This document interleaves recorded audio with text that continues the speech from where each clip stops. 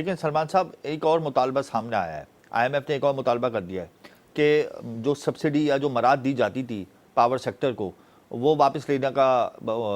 کہا ہے کہ آپ ہمیں گارنٹی دیں گے، وہ آپ نہیں دیں گے، اور کہا ہے کہ آپ ایڈجسٹمنٹ کریں، اور جو بجلی پیدا کرنے والی جو صنعتیں ہیں جن کو ہم دے دیا کرتے تھے سستی گیس، سستی بجلی،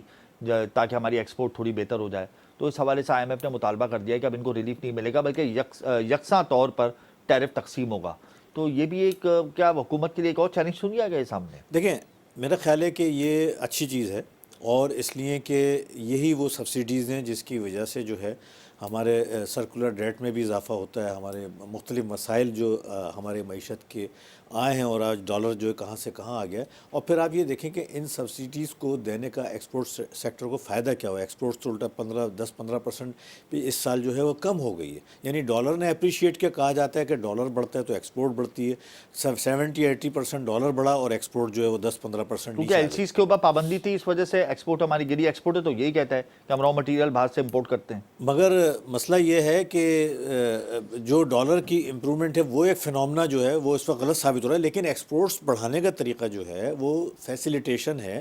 جو انٹرنیشنل لیول پر دوسری دنیا میں دی جاتی ہے تاکہ ہماری ایکسپورٹ کمپیٹیٹ ہو سکے انٹرنیشنل مارکیٹ میں۔ لہٰذا ان اقدامات پر اگر غور کیا جائے گا، ان بعد میں جا کے اگر وہ سہولتیں ان کو فراہم کی جائیں گی ایکسپورٹ سیکٹر کو، تو ایکسپورٹ اس سے صحیح طرح بڑھے گی۔ لیکن یہ فنومنا کہ صرف ڈالر بڑھا دیں، اس سے ملک کو نقصان ہوتا ہے، کیونکہ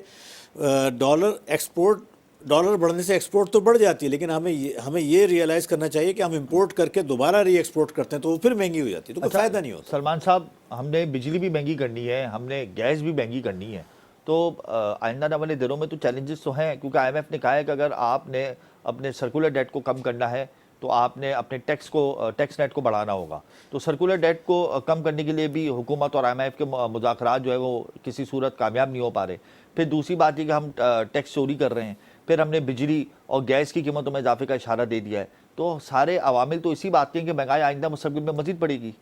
دیکھیں، جہاں تک سرکولر ڈیٹ کا تعلق ہے، آئی ایم ایف کو کچھ اسکیمیں بھیجی گئی ہیں اور اس کے اپروول کا انتظار ہے جو ابھی تک نہیں ہوا ہے۔ انشاءاللہ وہ ہوگا، اور میرا خیال ہے کل کی مانیٹری پالیسی کے بعد شاید ہو۔ اس کے علاوہ جہاں تک آپ کا جو سوال ہے، ہمارے ایک ٹیرف میں جب مزید اضافہ ہوگا تو انفلیشن مزید آپ نے جو اوپر قیمتوں جائے کا گی۔ بتایا اس کے بارے میں یہ کہنا چاہتا ہوں۔ دیکھیں، ہماری خامی یہ رہی ہے، ہم پچھلے 3-4 سال سے ہم چھوٹا پین آ رہا ہوتا ہے ہم اس کو آگے بڑھا دیتے ہیں اپنے سیاسی گین کے لیے، یعنی جو قیمتیں 3-4 سال پہلے بڑھنا تھیں گیس کی، بجلی کی، وہ ہم آگے بڑھاتے تھے کہ ہمیں سیاسی طور پر نقصان ہوگا، وہ بڑھتے بڑھتے بہت بڑا پین بن گیا ہے۔ یہ ہماری غلطی تھی۔ آج ہم $1.5 کی ہم جو ہے تقریباً ہم گیس ہم اپنے لوکل سیکٹر کو مہیا کریں انٹرنیشنل مارکیٹ میں، وہ $7 سے $8 کی، وہ سرکولر ڈیٹ میں اضافہ کرتے ساری چیزیں، یہ چیزیں ختم ہونی چاہیے۔ آج ڈیفنس کلفٹن میں